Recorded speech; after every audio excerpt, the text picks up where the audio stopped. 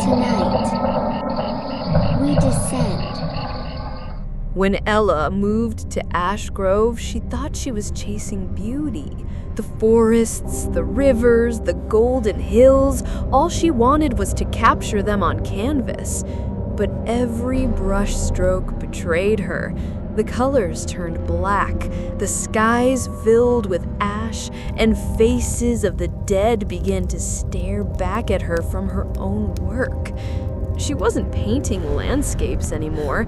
She was painting tragedies she should have never known, and worse, tragedies yet to come.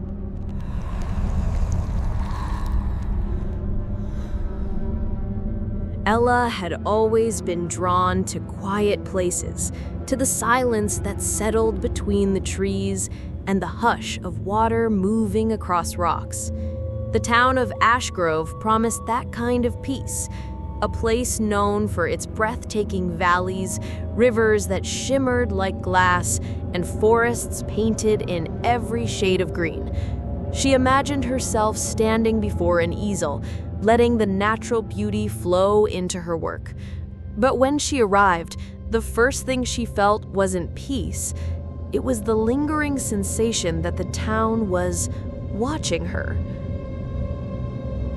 The cottage she rented stood on the edge of the woods, its beams warped with age and its windows framed in ivy.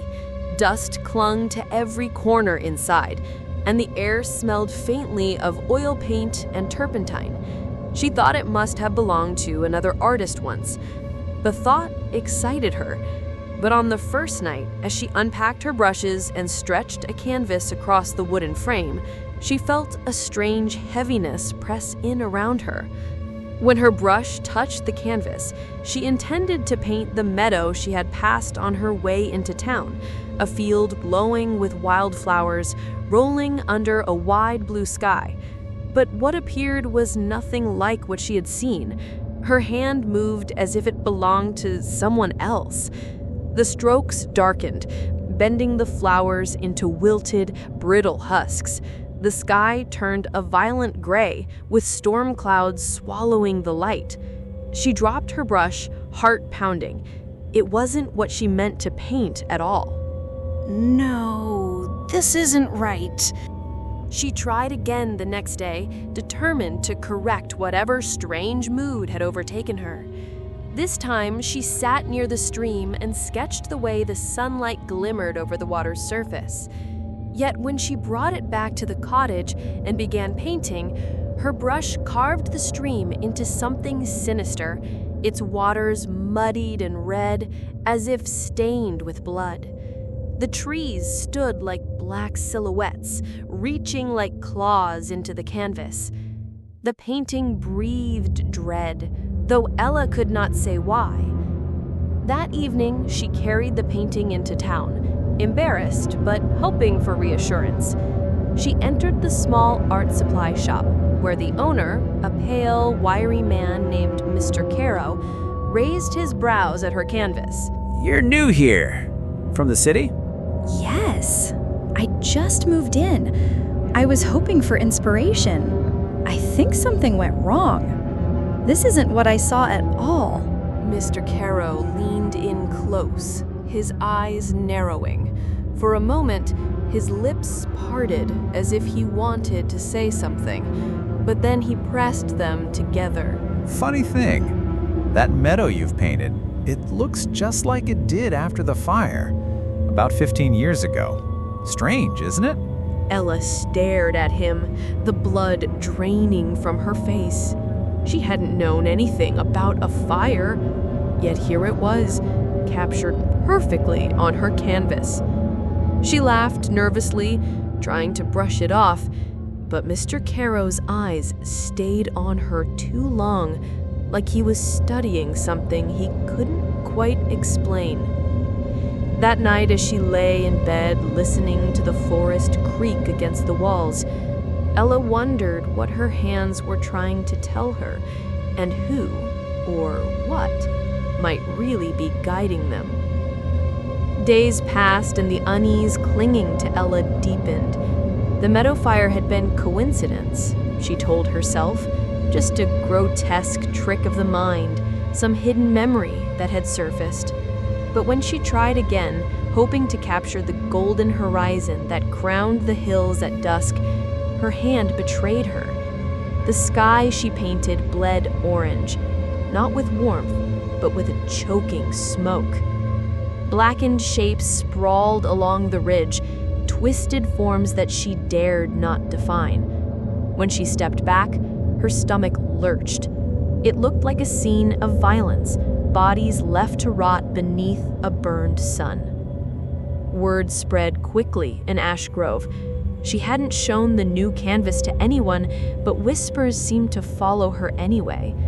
The villagers, friendly at first, now glanced at her with wary eyes, crossing the street as she passed. Once, outside the bakery, an old woman pressed a trembling hand over her rosary and muttered under her breath as Ella walked by. That house should have stayed locked. Nothing good comes from there. Ella froze, turning, but the woman slipped away before she could ask what she meant. Later that night, she stared at her cottage walls.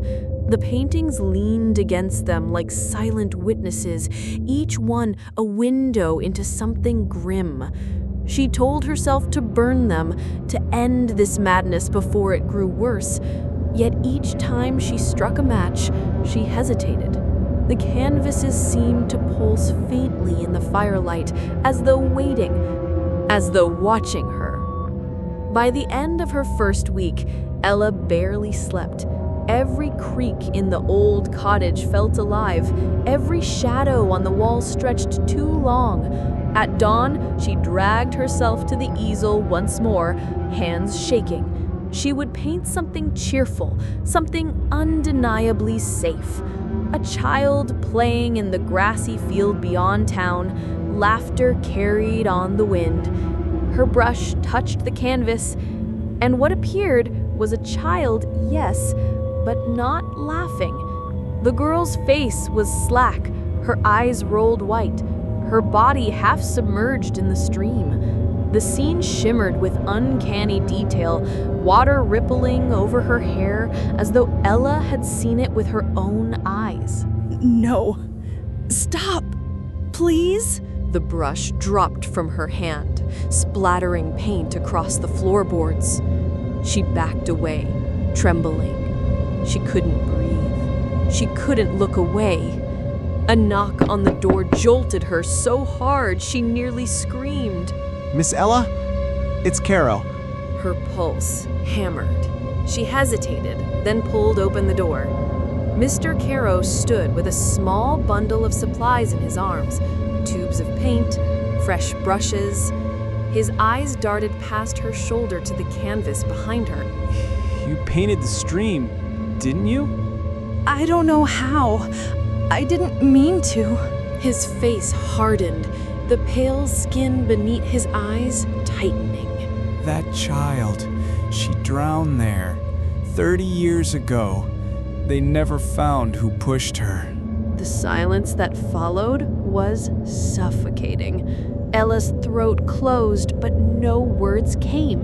Mr. Caro set the bundle on her table, then leaned closer, lowering his voice. Some say the house remembers, that it takes hold of whoever stays there too long. You should leave, Miss Ella, before it finishes its work. That night, she woke to find the canvas not where she had left it. It stood at the foot of her bed, the child's drowned face inches from her own, and the paint was still wet.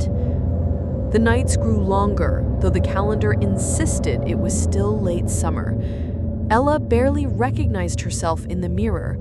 Her eyes were shadowed, her cheeks hollowed, her skin pale like candle wax. Painting should have been her joy, but now it felt like compulsion. Her hands would not stay idle.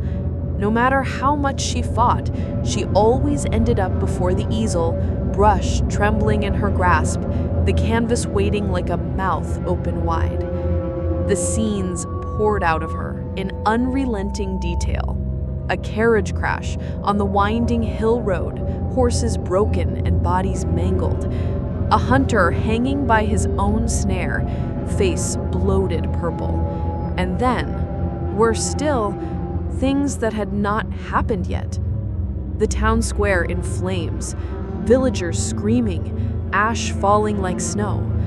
She knew because she painted people she had seen alive that morning. The baker's boy, the weary postman. In her visions, their mouths were open in agony, their eyes glazed in death. Why am I seeing this? Why me? She tore the canvases from their frames, slashed them with a knife, and burned the scraps in the fireplace. Yet even in ruin, the shapes twisted back into their dreadful forms. Smoke rising from the chimney took the shapes of charred faces. The scent of burning oil clung to her clothes, to her hair, to her very skin. Mr. Caro returned often now, sometimes bringing supplies without being asked, sometimes standing too long in her doorway, studying her like she was one of the cursed paintings herself. Once, when she begged him for answers, he spoke only this. The man who lived there before you, he painted too. They say his work was brilliant, but it changed him. When he vanished, the canvases remained. No one would go near them. They rotted in the attic until the house emptied. You are not the first, Miss Ella, and you will not be the last. His words sank like stones into her chest. That night she climbed into the attic, dust choking her lungs as she pried open boxes, and there, stacked like gravestones, were the old canvases. They stared back at her, faces blurred in agony, landscapes blackened by storms and blood. But one painting, half finished, made her throat tighten. It showed a woman seated before an easel, her mouth open in a silent scream, her body half faded as though vanishing into the canvas itself. The air shifted, a whisper threading through the rafters. Paint for me, finish what I could not. Ella spun, her lantern swinging shadows across the beams. No one stood there, yet she felt it, the presence, heavy, suffocating, pressing against her bones. She staggered back down the stairs, clutching her lantern as if it were the only light left in the world. That night, sleep betrayed her. She dreamed of a man's face, gaunt and hollow-eyed, his hands stained with oil paint that never dried. He leaned close, his voice slick as wet paint. I was a painter too, trapped here. Brush after brush, stroke after stroke.